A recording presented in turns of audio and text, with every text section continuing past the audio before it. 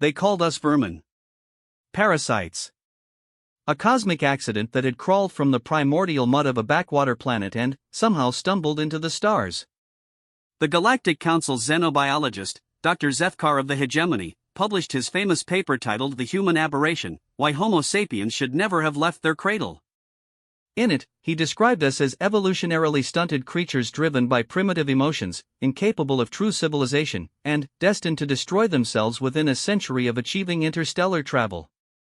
The paper became required reading in every advanced species academy. They laughed at our clumsy ships, our barbaric wars, our inability to achieve the mental unity that marked truly evolved civilizations. When humanity applied for membership in the Galactic Council after first contact, the vote wasn't even close. 847 species voted against us, with only 3 abstentions and 0 votes in favor. But Dr. Zethkar made one critical error in his assessment. He mistook our greatest weakness for our greatest strength. He saw our divisions, our conflicts, our stubborn refusal to think as one mind, and assumed it made us fragile. He never considered that the very chaos he despised, our unpredictability, our individual determination, our refusal to break even when the universe itself turned against us, might be exactly what made us unstoppable. The galaxy was about to learn what happens when you corner a species that has spent its entire evolutionary history fighting impossible odds and, somehow, against all logic and reason, winning anyway. This is the story of how humanity didn't just survive their rejection, how they rose to heights that made gods of a species the universe had dismissed as cosmic vermin. Captain Sarah Chen stood at the observation deck of humanity's first diplomatic vessel, the UES Harmony, watching the massive space station that housed the Galactic Council grow larger through the reinforced viewports. The station was a marvel of engineering that defied human comprehension, a structure the size of a small moon, its surface covered in gleaming spires and organic curves that seemed to pulse with bioluminescent light.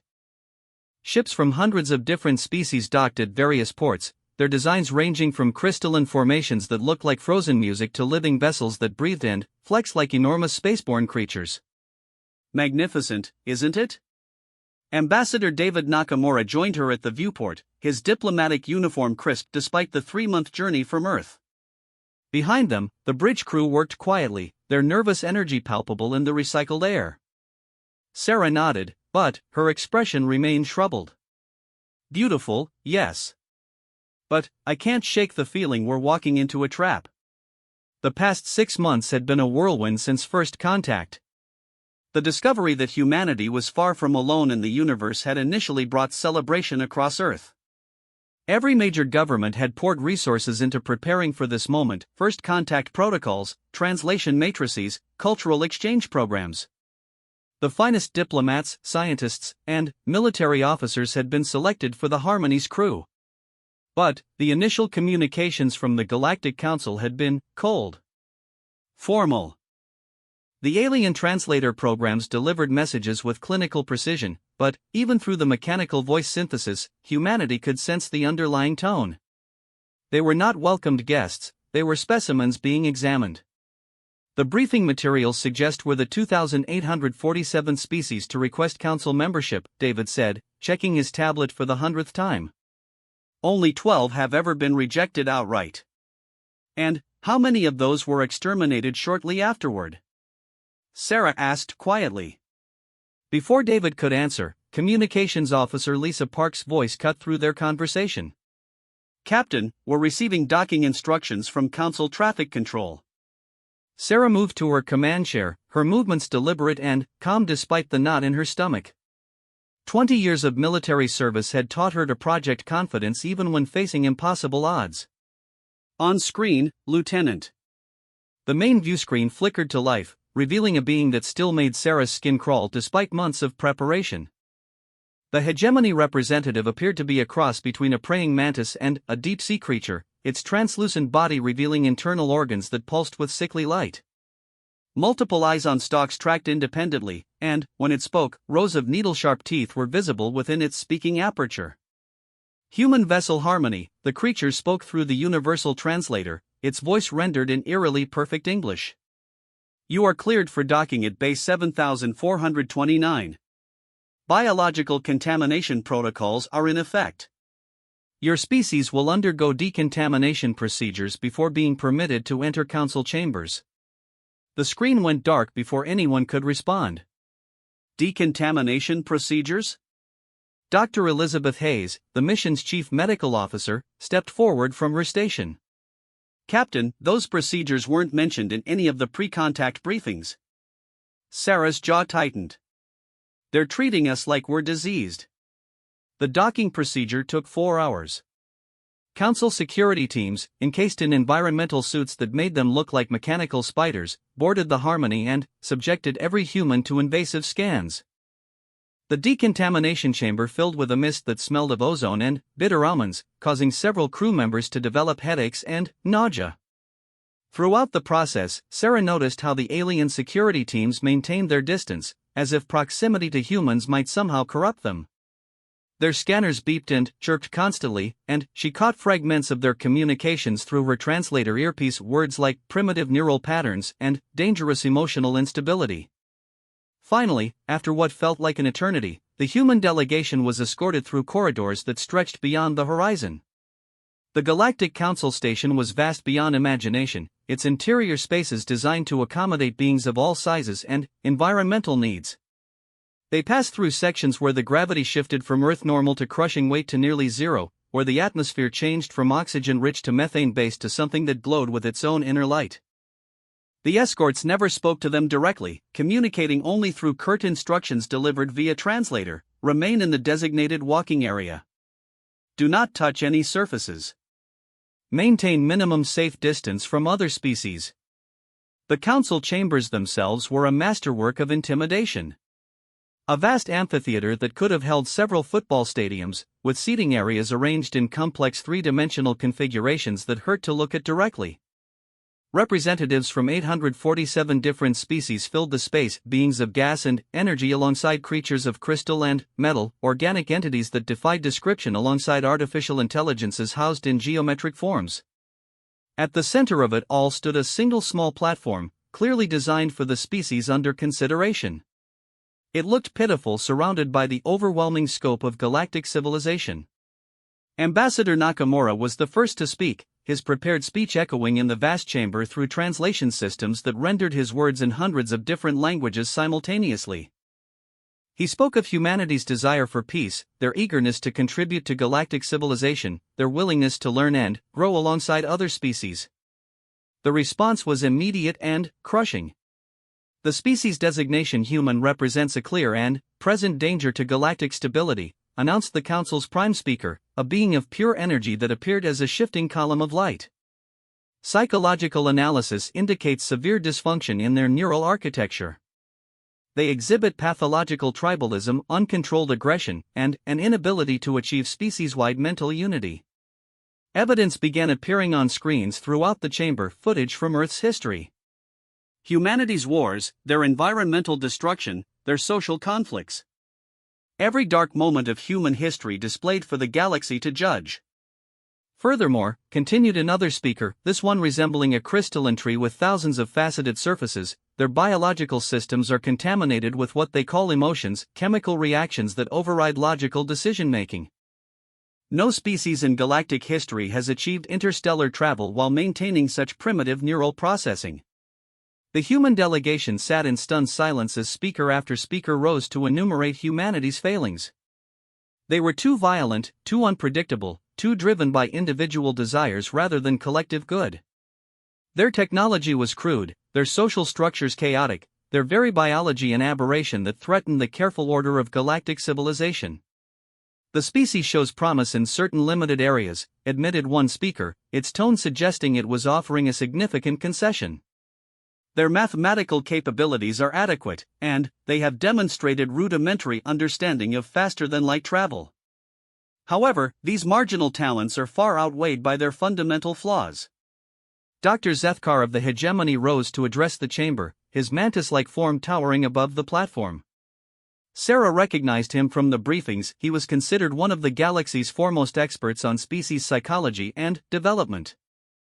Honored Council, Zethkar began, his translated voice carrying absolute authority. My detailed analysis of human behavior patterns reveals a species trapped in an evolutionary dead end. they possess no mechanism for achieving mental unity. Their individuals actively resist integration into collective consciousness, preferring to maintain separate, competing thought patterns. He gestured, and holographic displays showed human brain scans, psychological profiles, social interaction patterns. Most damaging of all, he continued, humans appear incapable of accepting their proper place in the natural order. When faced with superior species, their instinct is not to submit and learn, but to compete and resist. This pathological pride makes them unsuitable for integration into galactic civilization. The vote was swift and decisive. 847 species voted to reject humanity's application for council membership. 3 abstained, species so ancient and removed from galactic politics that they rarely participated in decisions. 0 votes in favor. But the rejection was not the end of the session. Furthermore, announced the Prime Speaker, the Council recognizes that the human species poses a potential threat to galactic stability. While they lack the immediate capability to challenge established order, their aggressive expansion patterns and technological development suggest they may become dangerous if left unchecked. Sarah felt ice form in her veins. This wasn't just rejection, it was a threat. Therefore, the Council institutes the following restrictions: humanity is forbidden from establishing colonies beyond their home system. Human vessels are prohibited from traveling further than 50 light-years from Sol. Any human technology deemed potentially threatening will be subject to immediate confiscation. Human communications are to be monitored for signs of hostile intent. The chamber erupted in a sound that the translators rendered as applause, though it sounded like nothing Sarah had ever heard, a cacophony of whistles, clicks, resonant tones, and electromagnetic pulses that seemed to shake the very air. Ambassador Nakamura struggled to his feet, his face pale but determined.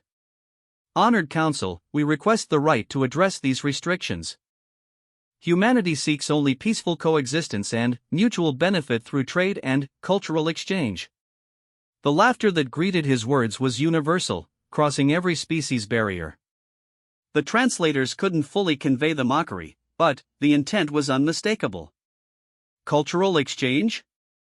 Dr. Zethkar's amusement was palpable. What could a species barely emerged from their planetary cradle possibly offer civilizations that have traversed the stars for millions of years? Your culture consists of primitive rituals and barely controlled violence. Your technology is crude copies of discoveries made by true civilization eons ago. He leaned forward, his multiple eyes focusing on the human delegation with predatory intensity. No, humans. You will return to your little world and accept the reality of your situation. You are children playing with forces beyond your comprehension. Be grateful we permit you to exist at all, rather than correcting the cosmic mistake that allowed your species to achieve space travel. The session ended with humanity's escorts roughly guiding them back toward their ship. The journey through the station's corridors was different now. Other species openly stared at them, some with curiosity, others with what appeared to be pity, and, more than a few, with unmistakable hostility. Back aboard the Harmony, the human delegation sat in stunned silence as the massive council station dwindled behind them. The dreams of joining galactic civilization, of learning from species that had conquered the stars, of contributing to something greater than humanity alone, all of it lay in ruins. So what now? Dr. Hayes asked quietly, breaking the silence that had lasted for hours. Ambassador Nakamura stared at his hands, his diplomatic training failing him for perhaps the first time in his career. I don't know. I honestly don't know. But Captain Sarah Chen was studying the tactical displays, her military mind already working. She thought about Dr. Zethkar's words, about the contempt in every alien voice, about the restrictions designed to keep humanity trapped in their own solar system. Now, she said quietly, we go home and tell them what we've learned. Which is what, exactly? David asked. Sarah's eyes were hard as steel when she looked at him.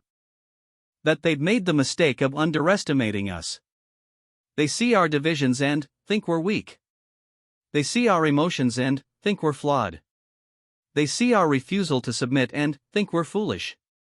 She stood and walked to the viewport, where the stars stretched out before them in all directions, a galaxy full of species that had just declared humanity unworthy of existence. But they don't understand what those things actually mean. They've been unified for so long, they've forgotten what it's like to fight for survival. They've been logical for so long, they've forgotten what drives people to achieve the impossible. Behind her, the crew was beginning to stir, beginning to think beyond their immediate shock and humiliation. They just told humanity that we don't belong among the stars, Sarah continued, her voice growing stronger with each word. That we're too primitive, too chaotic, too fundamentally flawed to deserve a place in their perfect galaxy. She turned back to face her crew, and, for the first time since leaving the council chambers, she smiled. They have no idea what they've just done. They think they've put us in our place. But, what they've actually done is give us something every human understands better than any other species in the galaxy. What's that, Captain? Communications Officer Park asked. They've given us a challenge. As the Harmony jumped to faster-than-light speed, carrying humanity's representatives back toward Earth, none of them could have imagined the chain of events they had just set in motion. The Galactic Council had made their judgment based on logic, precedent, and careful analysis of human behavior. They had made one critical error in their calculations: they had assumed that humanity would accept their verdict. The emergency session of the United Nations Security Council convened 36 hours after the Harmonies returned to Earth orbit. Representatives from every major nation packed the Assembly Hall in New York, while billions more watched the live broadcast from around the world. The weight of humanity's first contact with galactic civilization and their categorical rejection hung heavy in the air like smoke from a funeral pyre. Ambassador Nakamura stood at the podium, his diplomatic composure barely masking the exhaustion and humiliation of the past week.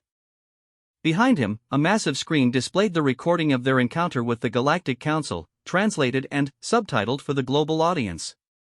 Ladies and gentlemen, he began, his voice steady despite the magnitude of what he was about to reveal. I regret to inform you that humanity's application for membership in the Galactic Council has been rejected. The eruption of voices was immediate, shouted questions in dozens of languages, the clatter of reporters' keyboards, the whir of cameras zooming in on the faces of world leaders as they processed this earth-shattering news. Nakamura raised his hand for silence. Furthermore, the Council has imposed severe restrictions on human expansion and development. We are forbidden from establishing colonies beyond our solar system, prohibited from traveling more than 50 light-years from Earth, and subject to technological monitoring and confiscation. The silence that followed was deafening. Secretary General Maria Santos rose from her seat, her face pale but determined. Ambassador, did the Council provide any path for appeal? Any mechanism for reconsidering their decision? No, Madam Secretary General. The decision appears to be final. Dr. Zethkar of the Hegemony made it clear that they view humanity as fundamentally unfit for galactic civilization. In the back of the Assembly Hall, Dr. Marcus Webb, director of the European Space Agency's Advanced Propulsion Laboratory, felt something cold and hard crystallize in his chest. For 40 years, he had dedicated his life to the dream of interstellar travel, to the vision of humanity taking its place among the stars. Now, alien bureaucrats who had never met a human being had decided that dream was worthless. The questions came fast and angry. What gives them the right to impose restrictions on sovereign human nations? How do they propose to enforce these limitations? What if we simply ignore their demands? Nakamura answered as diplomatically as possible, but the subtext was clear: humanity was outgunned, outnumbered, and utterly alone. The Galactic Council represented nearly 1,000 advanced civilizations, each with millions of years of technological and military development.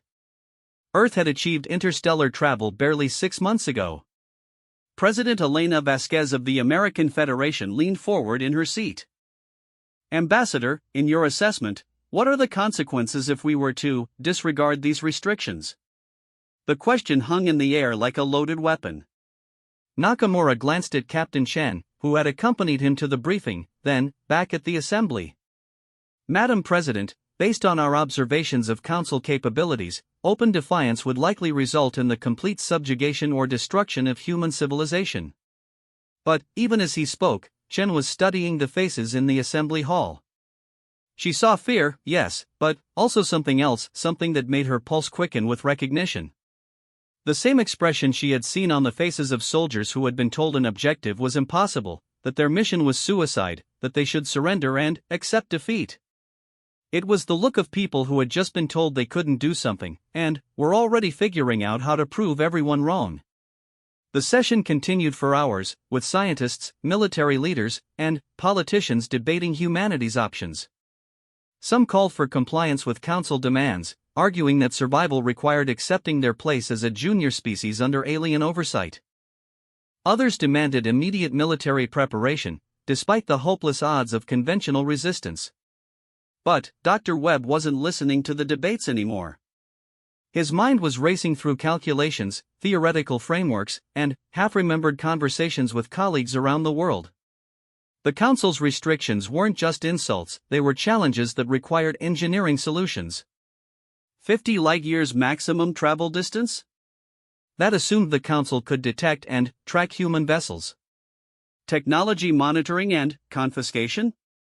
That assumed they understood human innovation well enough to recognize threats before they materialized. Dr. Zethkar had made one crucial error in his assessment of humanity. He had assumed that their lack of mental unity was a weakness, when in fact it was the source of their greatest strength. No single human mind could have conceived the solutions humanity needed, but thousands of brilliant, stubborn, competitive human minds working in parallel. Webb pulled out his secure communication device and began sending encrypted messages to colleagues across the globe. Within hours, an informal network of scientists and engineers was forming, not through official government channels, but through the chaotic, unpredictable web of human relationships that the Council found so disturbing. Dr. Sarah Kim at the Seoul Institute of Technology was working on quantum entanglement communication systems that might be undetectable to conventional sensors. Professor James O'Sullivan at Cambridge was developing metamaterials that could bend electromagnetic radiation in ways that defied known physics. Dr. Yuki Tanaka in Tokyo had theoretical frameworks for faster-than-light travel that didn't rely on the conventional spacefolding techniques the aliens expected. The seeds of something unprecedented were beginning to sprout. 3 months after the Council's rejection, the first secret meeting took place in an abandoned mining facility in the Australian outback. Representatives from dozens of nations gathered under cover of darkness, officially attending a geological survey conference while actually participating in what would later be known as the Terra Initiatives. Dr. Webb stood before the assembled group: scientists, engineers, military strategists, and industrialists who represented the most advanced minds humanity could offer. The meeting space was deliberately crude, lit by portable generators and furnished with folding chairs, a stark contrast to the alien grandeur of the council chambers. "Ladies and gentlemen," Webb began, his voice carrying across the makeshift assembly, "we have been told that humanity is unfit for the stars. That our emotions make us weak, our divisions make us chaotic, and our refusal to submit makes us dangerous." He paused, letting his eyes sweep across the faces before him, faces representing every continent, every major culture, every competing political philosophy on Earth. "I submit to you that they are exactly right about what makes us dangerous." Dr. Kim leaned forward from her seat in the front row. "Marcus, what are you proposing?" "I'm proposing that we prove Dr. Zethkar's thesis correct in ways he never imagined. He believes our lack of unity is a fatal flaw. I believe it's our greatest weapon." Webb activated a holographic projector, filling the space above their heads with star charts, technical schematics, and theoretical calculations. Every advanced species in the galaxy has achieved mental unity, collective consciousness, shared thoughts, common goals. It makes them efficient, stable, and predictable. But it also makes them vulnerable to a kind of thinking they can't comprehend: controlled chaos. The hologram shifted to display complex mathematical models, showing probability cascades and decision trees that branched in impossible directions. "Humans don't think as one mind because we can't. Our neural architecture literally prevents the kind of mental integration other species take for granted. But that means we approach problems from thousands of different angles simultaneously. We compete with each other, we argue, we refuse to accept limitations, and somehow, through that chaos, we stumble onto solutions that unified minds would never consider."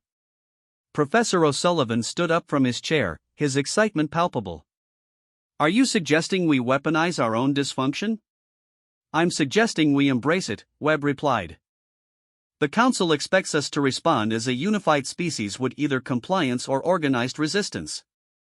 They're monitoring our governments, our military communications, our official research programs. They're looking for the kind of centralized, logical response that any other species would mount. The hologram changed again, showing a network diagram that looked like a neural pathway or perhaps a mycelium web, thousands of nodes connected by seemingly random pathways. But what if our response isn't centralized? What if it's completely distributed, completely chaotic, and completely human? What if we let every nation, every research institution, every brilliant misfit work on the problem independently, sharing information through informal channels they can't monitor because they don't understand how our social networks actually function? The implications were staggering.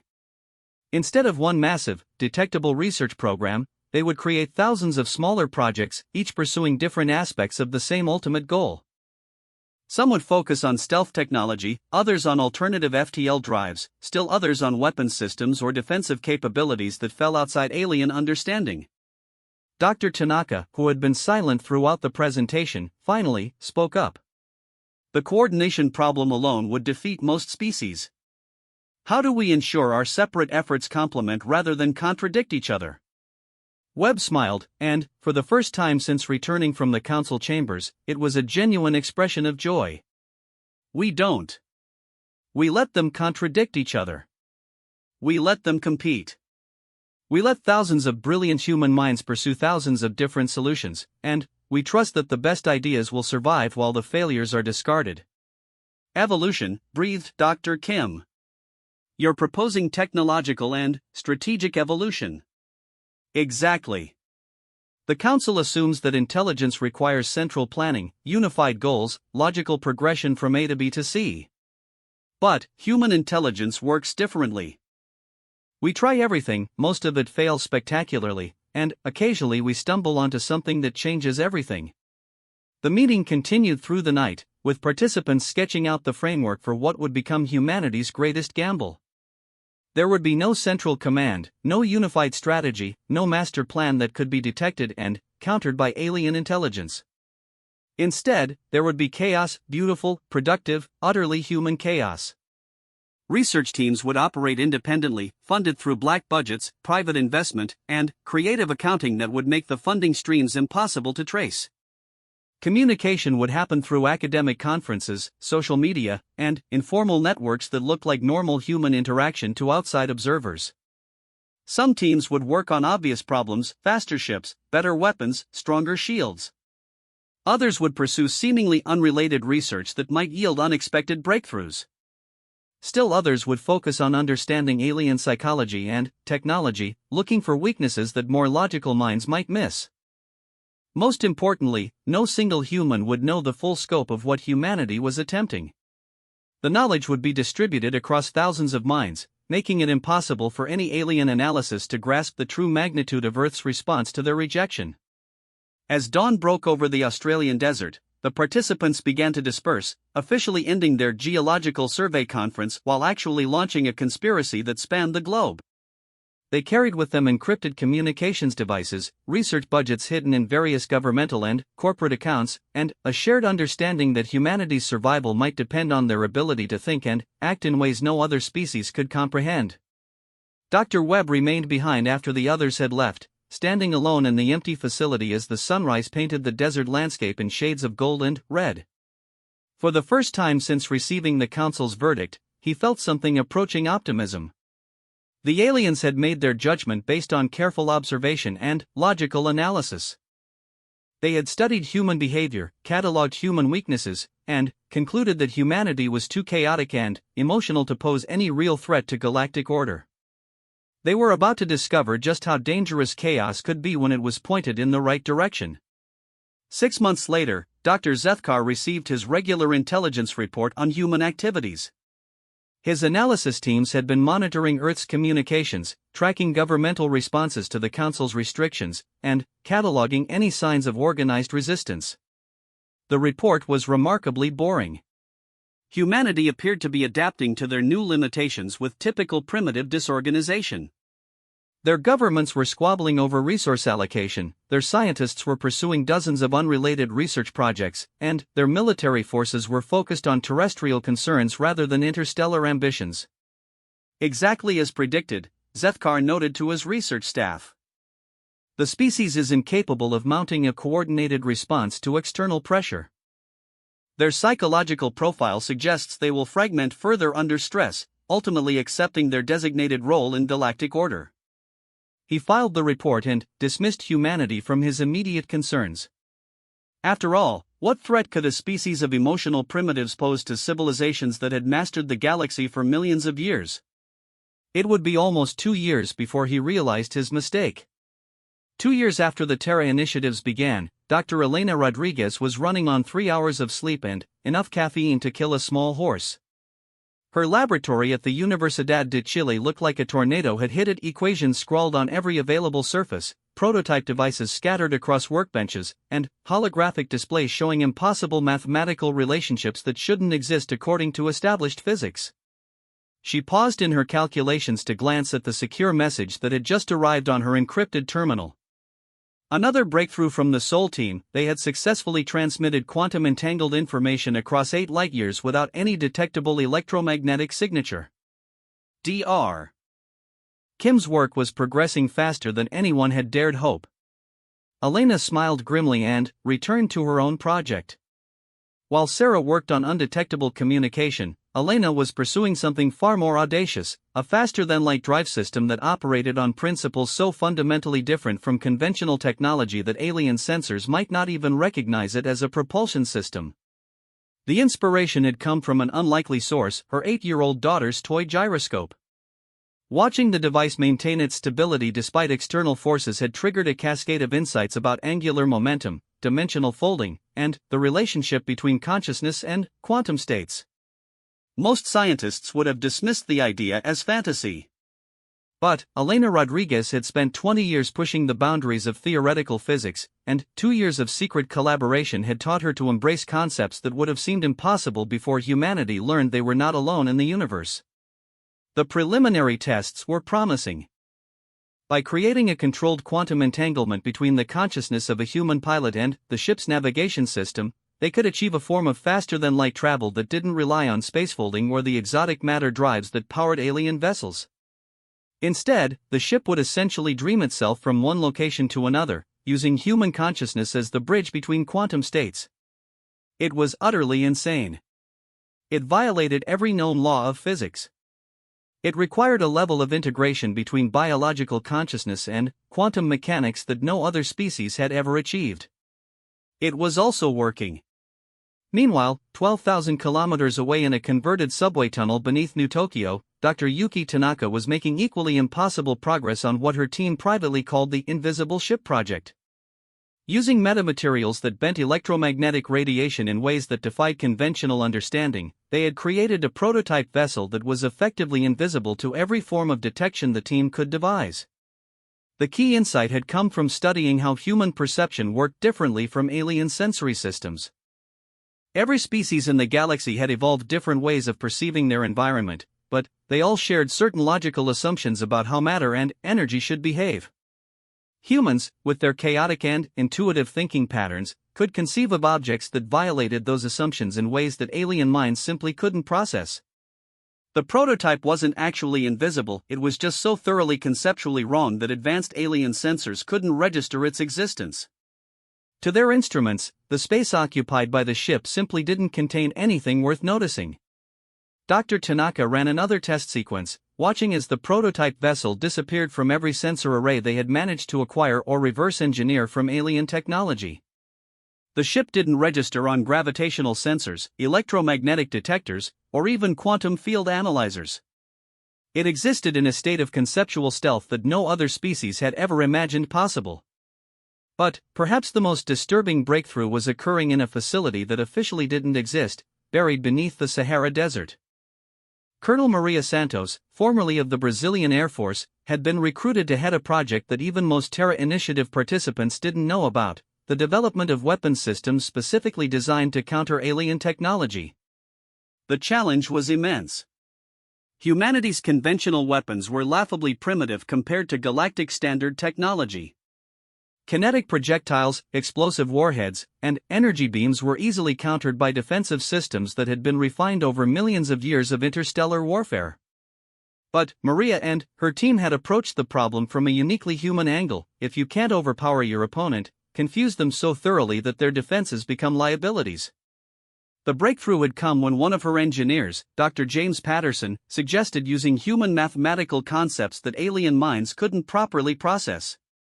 Just as human consciousness could achieve things that unified alien minds found impossible, human mathematics included paradoxes and recursive functions that caused alien computational systems to lock up or shut down entirely. They called it the syntax error protocol. By encoding weapon systems with mathematical structures that violated alien logical frameworks, they could create projectiles that enemy computers literally couldn't track or defend against. The weapons weren't faster or more powerful, they were simply incomprehensible to minds that had been trained to think logically for millions of years.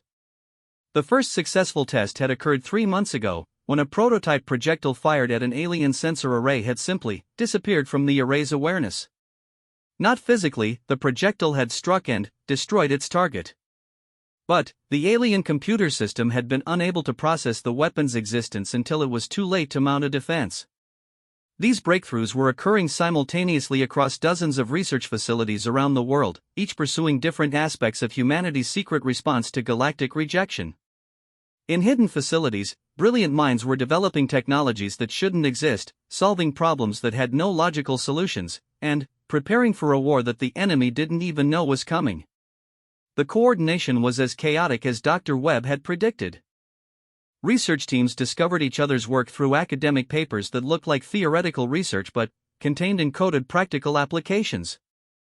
Funding flowed through corporate mergers, university grants, and private investments that created an untraceable web of financial support.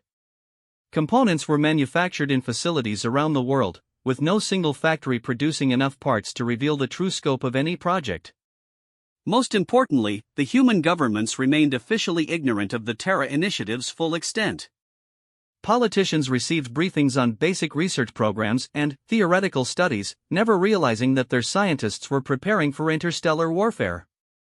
This wasn't deliberate deception, it was necessary compartmentalization. No human leader could be trusted with knowledge that alien intelligence services might extract through advanced interrogation techniques. The genius of the system was its distributed nature. Even if alien agents identified and eliminated every official government leader on Earth, the real work would continue in universities, private laboratories, and garage workshops around the world.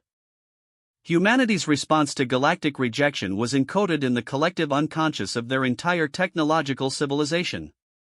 But the most significant breakthrough was occurring in a location that would have surprised even Dr. Zethkar in its mundane humanity, a small coffee shop in Prague, where Dr. Anna Kowalski met weekly with a reading group that discussed classical literature. Anna was a psychologist specializing in interspecies communication, officially working on improving human-alien translation protocols. But her real work was far more subversive. She was developing techniques for understanding and exploiting alien psychology. Her insight had come from reading Dostoevsky's Notes from Underground, of all things. The narrator's complete rejection of logical self-interest, his willful embrace of behavior that harmed his own objectives, had reminded Anna of humanity's response to the Galactic Council's rejection. Any rational species would have accepted the Council's verdict and worked within the imposed limitations. Humans, driven by emotions and individual pride, were instead working frantically to prove their judges wrong. This behavior was not just illogical, it was incomprehensible to minds that had spent millions of years optimizing for collective efficiency. Anna realized that this incomprehensibility could be weaponized. Her team had been analyzing alien psychological profiles, looking for cognitive patterns that could be exploited.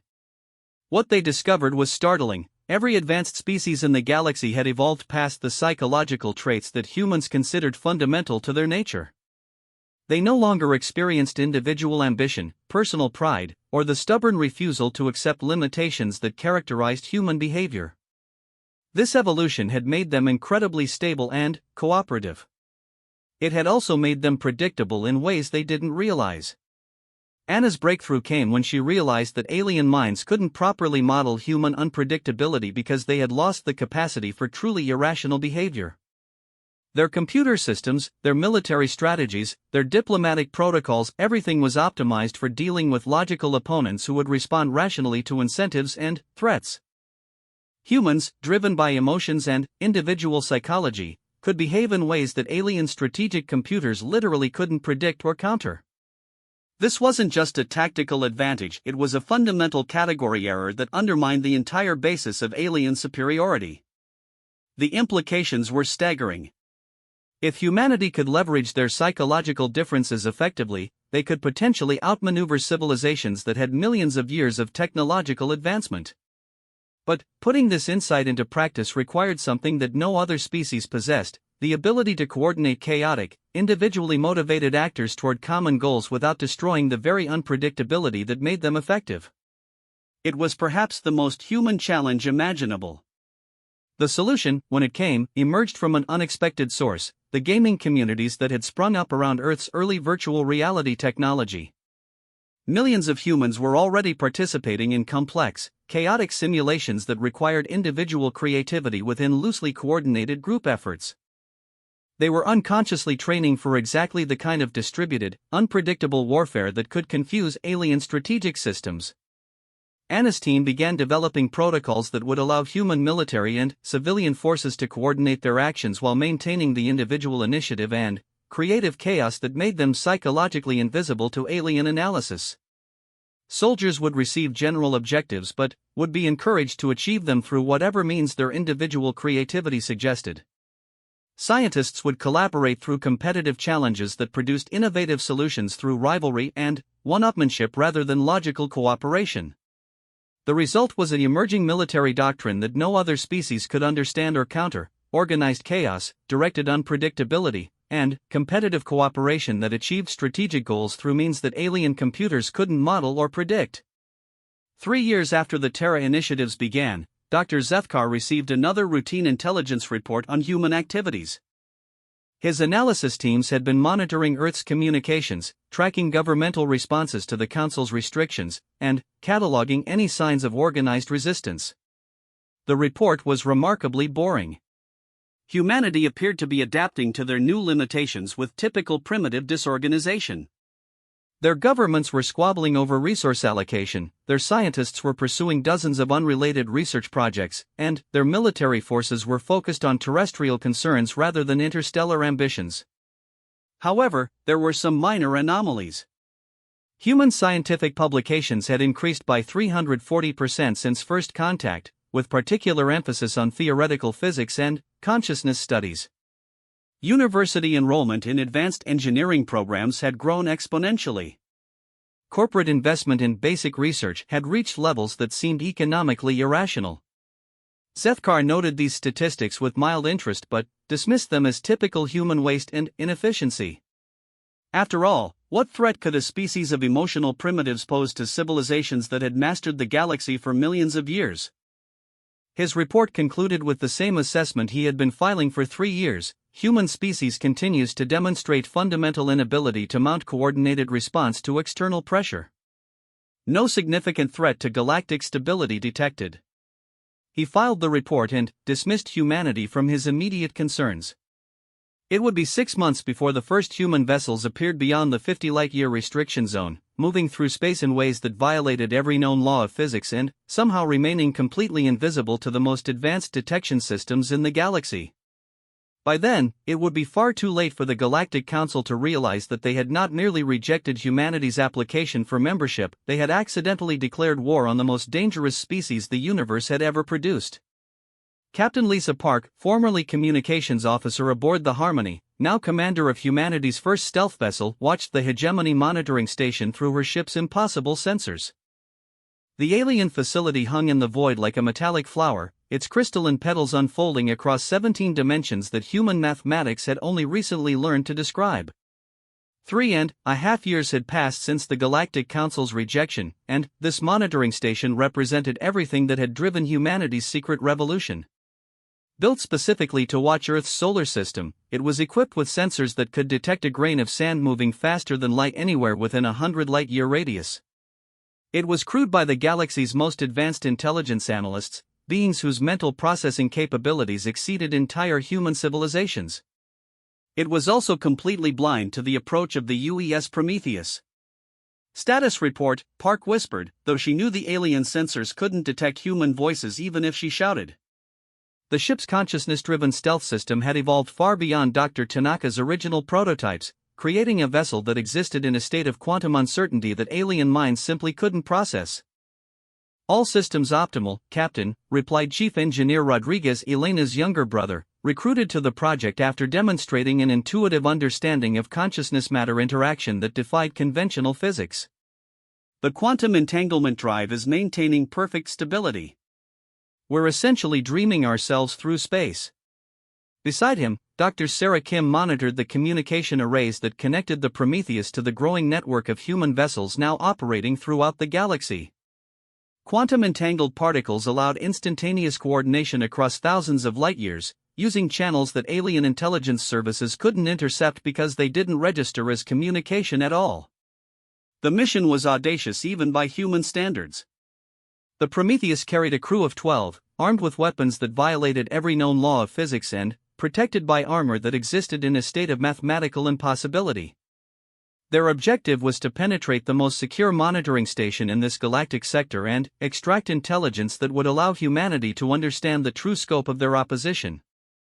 More importantly, they were going to announce humanity's return to the galaxy in a way that no alien mind could ignore or dismiss. Initiating final approach, Park announced. Around her, the bridge crew performed their final checks with the casual efficiency of people who had spent months training for an impossible mission. Each of them had been selected not just for their technical skills, but for their ability to think in ways that alien computers couldn't predict or model. The Prometheus slipped through the monitoring station's defensive perimeter like a ghost passing through a wall. Alien sensors swept the space where the ship existed, but their logical algorithms couldn't process the vessel's quantum signature. To their sophisticated instruments, the Prometheus was simultaneously everywhere and nowhere, real and imaginary, a mathematical paradox that their programs were designed to dismiss as sensor error. Dr. Anna Kowalski, now serving as the mission's psychological warfare specialist, monitored the alien crew's mental patterns through sensors that detected emotional and cognitive states. Her equipment was based on principles that would have been impossible without humanity's unique understanding of individual consciousness, allowing her to map the psychological responses of beings whose minds operated on completely different principles. Fascinating, she murmured, studying the readouts. They're not even curious about the anomalies. Their unified consciousness simply edits out information that doesn't fit their logical frameworks. It's like they've trained themselves to be blind to anything that challenges their understanding of reality. The implications were staggering.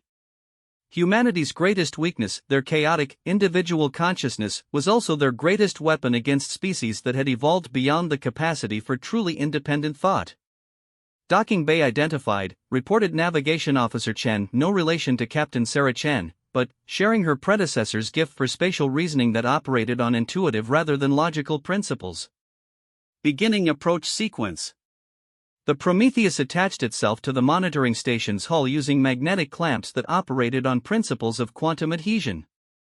To the station's sensors, the docking appeared to be a minor gravitational fluctuation interesting enough to log, but not significant enough to investigate. Once inside, the human crew moved through the station's corridors like spirits haunting a machine. Their personal stealth systems, derived from the same consciousness-matter interaction principles that powered their ship, rendered them invisible to alien sensors and incomprehensible to alien minds. The station's layout was typical of hegemony construction, efficient, logical, and designed for beings who thought as a collective rather than individuals. Corridors branched according to mathematical principles that optimized traffic flow, workspaces were configured to maximize mental unity among their occupants, and every surface displayed information designed to reinforce the shared consciousness of the crew. It was also exactly the kind of environment that human psychology was designed to exploit. Park split her team into 3 groups, each pursuing different objectives while maintaining quantum-entangled communication. The first group, led by engineer Rodriguez, sought access to the station's technical databases. The second, commanded by Dr. Kim, focused on communication intercepts and intelligence reports. Park herself led the third group toward the station's command center, where the most sensitive information would be stored. Moving through the alien facility, the humans encountered their first real test of the psychological warfare protocols Dr. Kowalski had developed. Alien crew members passed within meters of the human infiltrators, but their unified consciousness simply couldn't process the presence of beings whose mental patterns operated on individual rather than collective principles. The aliens saw the humans, but their minds edited out the sensory information as irrelevant. They heard human voices, but their translation programs dismissed the sounds as mechanical noise. They detected human equipment, but their logical frameworks categorized it as natural phenomena or sensor malfunction. It was the most devastating form of camouflage ever devised, hiding in plain sight by being so psychologically alien that advanced minds couldn't acknowledge your existence. The technical databases proved to be a treasure trove of information. Rodriguez and his team downloaded terabytes of data on galactic military capabilities, technological specifications, and strategic assessments. Most importantly, they accessed detailed analyses of humanity's supposed limitations and the Council's long-term plans for managing the human problem. What they discovered was both encouraging and terrifying. The encouraging news was that the Galactic Council genuinely didn't understand the threat humanity represented. Their intelligence analyses were based on observation of human governments and official scientific programs, completely missing the distributed chaos of the Terra initiatives. They had catalogued human weapons and found them primitive, human ships and found them crude, human tactics and found them predictable. They had no idea that human scientists had been developing technologies that operated on principles their civilization couldn't recognize, or that human military doctrine had evolved to exploit psychological blind spots that unified minds couldn't perceive. The terrifying news was the scale of what humanity was challenging. The Galactic Council represented 847 different species, each with millions of years of technological advancement, controlling resources that spanned entire galactic arms. Their combined military forces included weapons that could sterilize planets, ships that could destroy solar systems, and strategic capabilities that dwarfed anything in human experience. Moreover, the Council's analysis of humanity was not entirely wrong. Humans were emotional, chaotic, and driven by individual psychology rather than collective good. These traits might make them unpredictable, but they also made them inherently unstable as a long-term threat. Dr. Kim's team was uncovering equally disturbing intelligence from the communication intercepts. The monitoring station wasn't just watching Earth, it was coordinating with similar facilities throughout human space, building a comprehensive picture of humanity's activities in preparation for something called the Containment Protocol. The details were chilling. If humanity showed signs of developing beyond their imposed limitations, the Council was prepared to implement increasingly severe restrictions. First would come technological quarantine, the confiscation or destruction of any human equipment that approached galactic standards. Then, economic isolation, cutting off human access to interstellar trade and resources. If those measures proved insufficient, the final option was species management, a euphemism for the complete subjugation of humanity under direct alien oversight. The timeline was equally disturbing. Council analysts predicted that humanity would reach the threshold for containment protocol activation within the next 5 years, based on their projected technological development. Ironically, they had drastically underestimated human innovation, meaning that humanity was already decades ahead of their predicted timeline. But Park's team was making the most significant discovery in the station's command center. The facility's central database contained not just intelligence on humanity, but comprehensive assessments of every species in the galaxy, including detailed psychological profiles and strategic vulnerabilities. What they found challenged every assumption about galactic civilization. The advanced species weren't just unified, they were fundamentally limited by their mental evolution. Millions of years of collective consciousness had eliminated not just conflict and chaos, but also creativity and innovation. Their technologies had plateaued eons ago, their strategies had become ritualized and predictable, and their ability to adapt to truly novel threats had atrophied. The galaxy wasn't ruled by superior beings, it was stagnating under the control of species that had evolved themselves into evolutionary dead ends. Humanity, with all their chaos and dysfunction, represented something that galactic civilization hadn't encountered in millions of years, a species still capable of genuine innovation, unpredictable behavior, and adaptive evolution. The implications were staggering. If humanity could survive the initial contact with galactic civilization, they wouldn't just be fighting for their freedom, they would be fighting to prevent the entire galaxy from crystallizing into permanent stagnation. Captain, Dr. Kim's voice crackled through the quantum communicator. I'm picking up increased activity in their long-range communication arrays. They're sending reports to Council headquarters. Content? Park asked, though she suspected she already knew the answer. Routine monitoring updates. No indication they've detected our presence. But... Kim paused. There's something else. I'm seeing references to accelerated timeline for containment protocol implementation. They're moving up their schedule. Park felt ice form in her veins. How much time do we have? Based on these communications, I estimate 18 months before they begin technological quarantine procedures. Maybe less. The human crew completed their intelligence gathering with grim efficiency, downloading everything they could carry and preparing for extraction. But, as they prepared to leave, Park made a decision that would echo through galactic history. We're not just leaving, she announced to her team. We're making a statement. The Prometheus carried one prototype weapon that had never been tested outside of carefully controlled laboratory conditions, a device Dr. Patterson's team called the Logic Bomb. It was designed to exploit the fundamental vulnerability they had discovered in alien computational systems, their inability to process paradoxical mathematical structures. The weapon didn't destroy its target in any conventional sense. Instead, it infected alien computer networks with recursive mathematical functions that caused their logical frameworks to collapse into infinite loops. The result was complete system failure that appeared, to outside observers, to be spontaneous technological breakdown.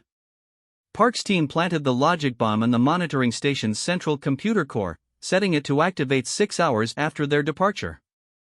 The delay would give them time to escape while ensuring that the alien crew would be unable to determine the cause of their system failure. The Prometheus departed as invisibly as it had arrived, slipping through space toward the rendezvous point where other human vessels were gathering for the next phase of their impossible war. 6 hours later, the hegemony monitoring station experienced catastrophic system failure.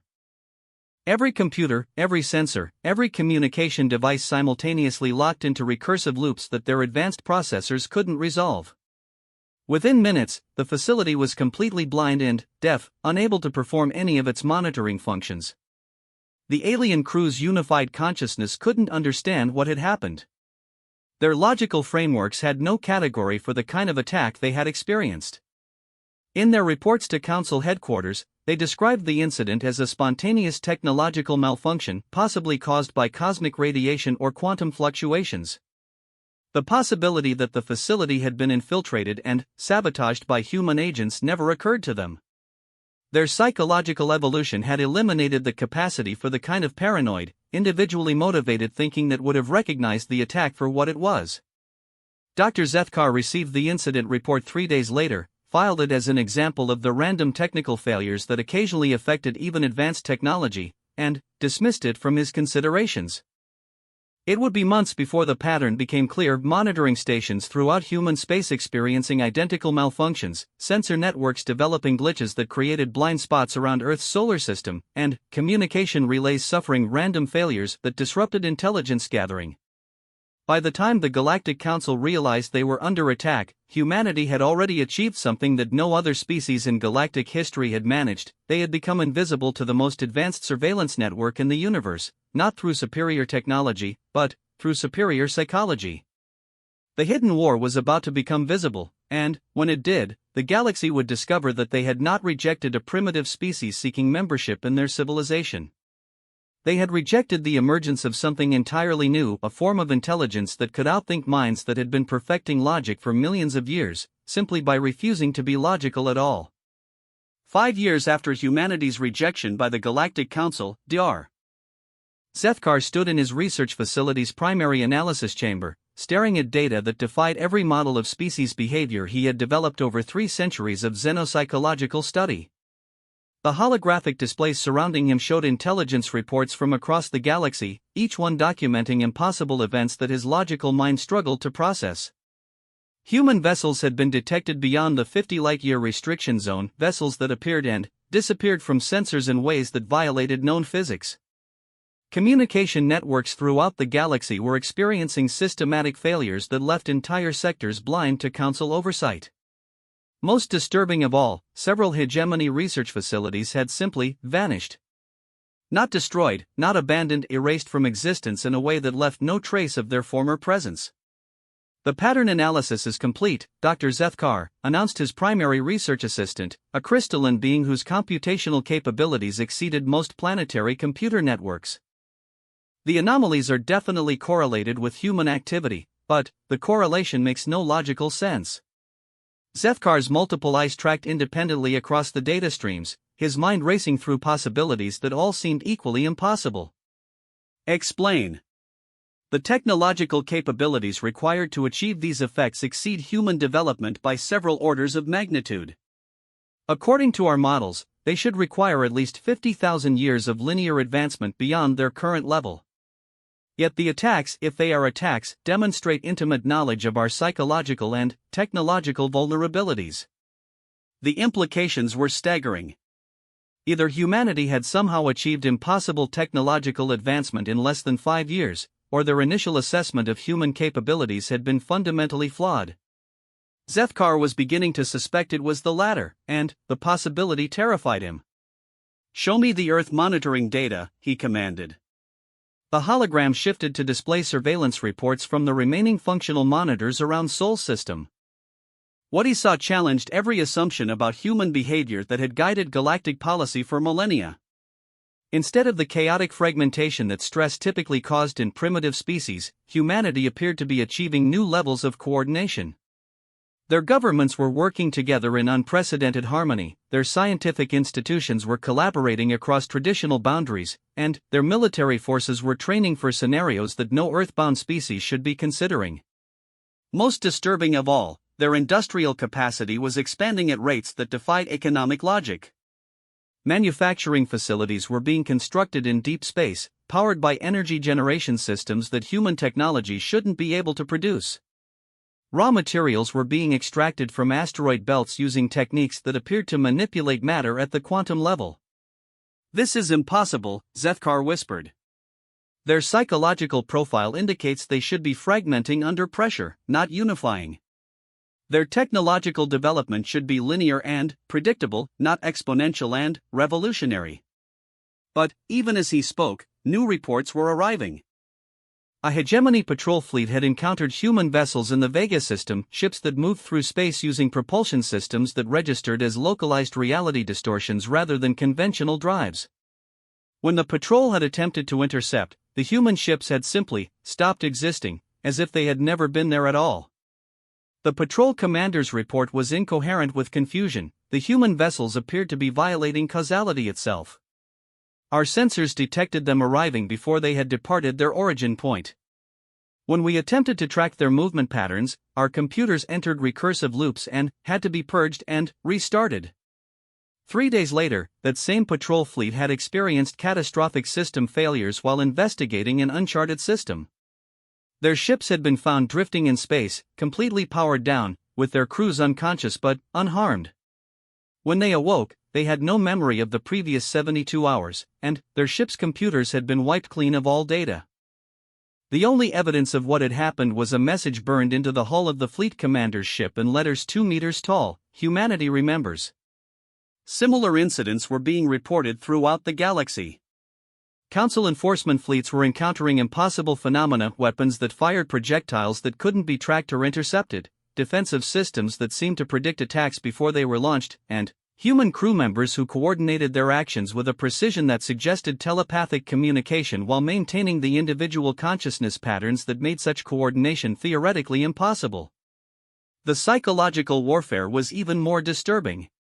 Human infiltrators were being detected in high-security council facilities, but only after they had completed their missions and departed. Security recordings showed them moving through restricted areas as if the guards and sensors simply couldn't perceive their presence. When questioned, the alien security personnel insisted that nothing unusual had occurred. Their minds literally couldn't retain memories of encounters with human agents. Dr. Anna Kowalski, now directing humanity's psychological operations from a mobile command ship that phased in and out of normal space, watched the reports with grim satisfaction. Her theories about exploiting alien cognitive blindness had proven even more effective than she had dared hope. The beauty of it, she explained to her staff during their weekly briefing, is that we're not actually fighting their technology, we're fighting their psychology. Every advanced species in the galaxy has spent millions of years optimizing for logical thought patterns and collective consciousness. They've literally evolved beyond the capacity to understand how individual minds can work together without losing their independence. Her lieutenant, a former cryptographer named David Park, studied the latest intelligence reports. But how long can we maintain the advantage? They have to adapt eventually. Anna smiled, and there was something predatory in her expression. That's the beautiful part, they can't adapt. Adaptation requires the ability to think in ways that challenge your existing frameworks. They've evolved beyond that capacity. Every time they encounter something that doesn't fit their logical models, their minds simply edit out the contradictory information rather than revising their understanding. She gestured to the holographic display showing galactic intelligence reports. Look at their analysis patterns. Even now, faced with overwhelming evidence that their assessment of humanity was wrong, they're trying to fit our actions into their existing models rather than questioning their fundamental assumptions about how intelligence works. The truth was even more devastating than Anna realized. Humanity had not just developed superior technology, they had evolved into something that the galaxy's advanced civilizations couldn't conceptually understand. The chaos and individualism that the Council had identified as humanity's greatest weaknesses were actually symptoms of a form of intelligence that operated on principles the galaxy had forgotten existed. Across the galaxy, human operations were expanding with exponential efficiency. Dr. Elena Rodriguez's consciousness-driven ships were establishing hidden bases in star systems that alien sensors couldn't detect. Dr. Sarah Kim's quantum communication networks were coordinating activities across thousands of light-years in real time. Dr. Marcus Webb's distributed research initiatives were producing technological breakthroughs at a rate that would have been impossible for any centrally planned civilization. Most importantly, humanity was growing. The Terra initiatives had evolved from a desperate response to rejection into something approaching a new form of civilization. Human colonies were being established throughout the galaxy, hidden in plain sight by consciousness stealth technology that made them invisible to alien perception. These settlements operated on principles that would have been impossible for other species, communities of individuals who maintained their personal autonomy while cooperating toward common goals, populations that could adapt and innovate while maintaining cultural continuity. They were everything the Galactic Council had said was impossible: a spacefaring civilization that maintained individual consciousness, achieved unprecedented technological advancement through controlled chaos, and grew stronger under pressure rather than fragmenting. The first open confrontation came when a Council enforcement fleet attempted to implement the containment protocol by establishing a blockade around Earth's solar system. The fleet consisted of 200 of the most advanced warships in galactic inventory, crewed by the most experienced military minds, and equipped with weapons that could reduce planets to cosmic dust. They were destroyed in 17 minutes. Not by superior firepower, the human fleet that engaged them was smaller and, by conventional measurements, technologically inferior. But the human vessels fought with a coordination that seemed psychically linked while maintaining the individual tactical creativity that made their actions unpredictable. Their weapons operated on principles that the alien defensive systems couldn't recognize or counter. Their pilots made decisions that violated every known model of rational behavior while somehow achieving perfect strategic coordination. Most devastatingly, the human fleet seemed to anticipate every move the Council forces made, as if they were fighting an enemy whose battle plans they had already read. The few Council ships that survived the encounter reported impossible observations: human fighters that seemed to exist in multiple locations simultaneously, weapons that fired projectiles backward through time to strike targets before they were launched, and coordination so perfect it suggested a hive mind operating through individuals who were clearly maintaining separate consciousness patterns. The battle reports reached Dr. Zethkar 3 days later, and, as he read them, something broke inside his mind. Everything he had believed about intelligence, evolution, and the natural order of the universe was crumbling before evidence that couldn't be denied or explained away. He requested an emergency session with the council's prime speaker, and, when the audience was granted, he found himself facing the collective leadership of galactic civilization in a state of barely controlled panic. The human species, he began, his voice trembling with implications he was only beginning to understand, represents something we have never encountered in millions of years of galactic exploration. The assembled representatives listened in stunned silence as he outlined his revised assessment of humanity's capabilities.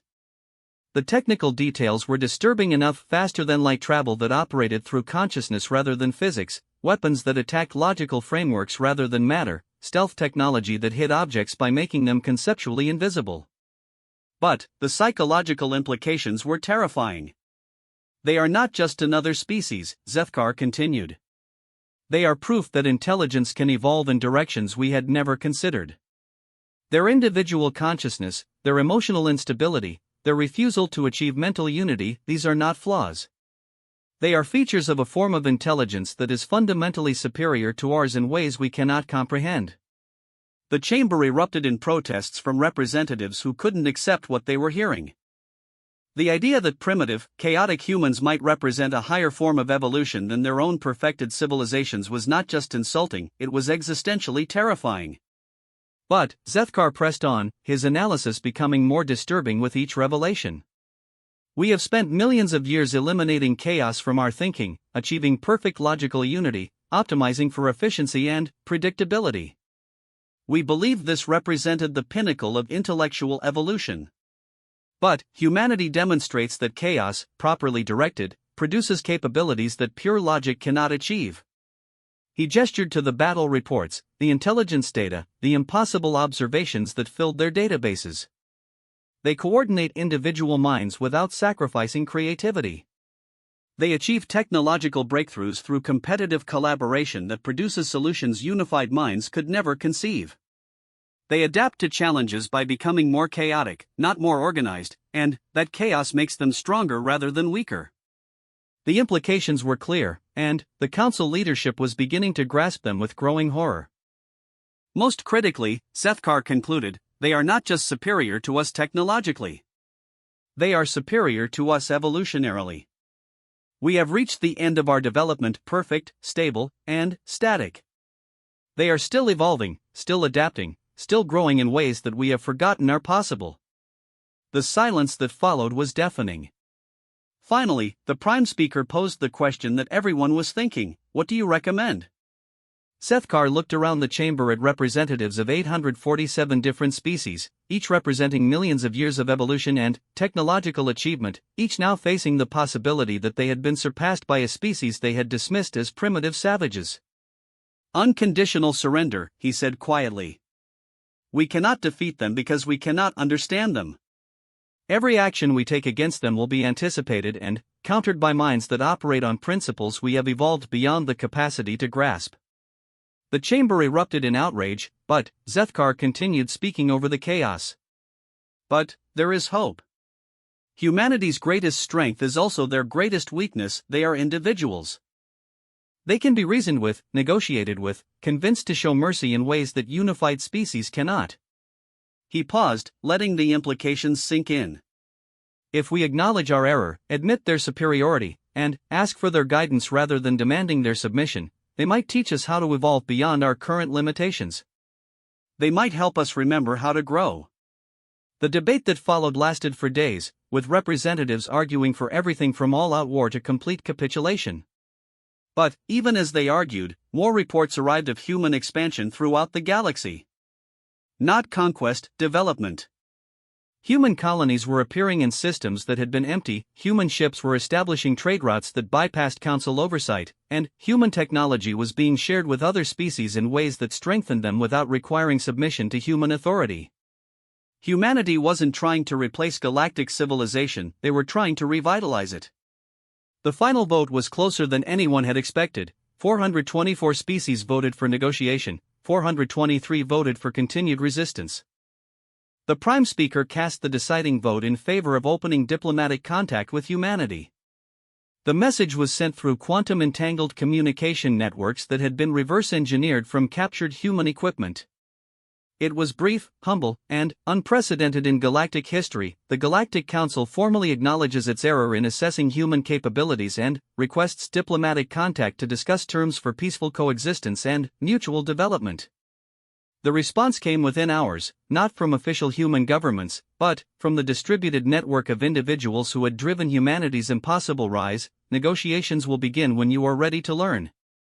6 months later, representatives from both civilizations met at a space station that existed in multiple dimensions simultaneously, a marvel of human engineering that allowed beings with different perceptual frameworks to interact safely. The negotiations that followed lasted for years and resulted in what historians would later call the Conscious Evolution Accords. The galaxy began to change. Under human guidance, alien species began to rediscover the capacity for individual thought and creative chaos. Their technologies, stagnant for millions of years, began advancing again as researchers learned to embrace unpredictability and competitive collaboration. Their civilizations, perfectly stable but utterly static, began to grow and adapt in ways they had forgotten were possible. Humanity didn't rule this new galactic civilization, they inspired it, guided it, and helped it remember what it meant to evolve rather than simply exist. Dr. Zethkar, now serving as an advisor in the new collaborative research initiatives, published his final paper on human psychology 3 years after the Accords were signed. Titled The Unstoppable Rise, How Chaos Conquered Logic, it became required reading throughout the galaxy. In his conclusion, he wrote, "We believed that intelligence meant the elimination of chaos, the achievement of perfect unity, the optimization of thought toward pure logic. Humanity has demonstrated that true intelligence requires the opposite, the embrace of chaos, the celebration of individuality, and the courage to remain imperfect in pursuit of unlimited growth." They rose unstoppable not despite their flaws, but because of them. When the universe turned against them, they turned their rejection into motivation, their isolation into innovation, and their desperation into determination. We thought we were gods, perfected and eternal. Humanity reminded us that gods cannot grow, cannot learn, cannot become more than they already are. They taught us to choose evolution over perfection, chaos over stagnation, and unlimited possibility over safe certainty. In rejecting them, we forced them to become everything they were capable of being. In the process, they showed us everything we had forgotten we could become. The galaxy was no longer the same. And, for the first time in millions of years, that was a beautiful thing.